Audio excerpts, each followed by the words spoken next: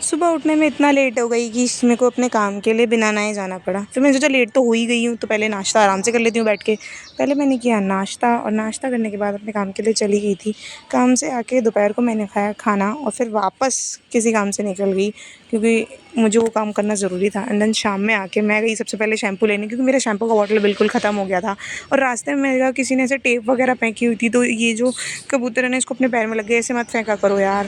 फिर शैम्पू वाली दुकान पे आ गई और ये दुकान बहुत टाइम कभी कभी ना ऐसे बंद मिलती है तो फाइनली आज खुली मिली। फिर घर आई, घर आके नहाई और ऊपर चली गई कपड़े सुखाने क्योंकि आज मैंने थोड़े से कपड़े धो दिए थे क्योंकि फिर इकट्ठे हो जाते हैं तो बहुत ज़्यादा लोड हो जाता है। देन बाल सुखाए और बाल सुखा के मैं आ गई थी नीचे क्योंकि मंदिर जाना था, सुबह नहीं जा पाई थी।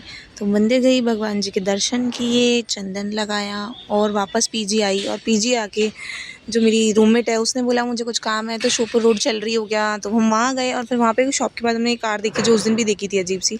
शॉपिंग करने के लिए गए थे बट इसको कुछ पसंद ही नहीं आ रहा था किसी भी दुकान पे।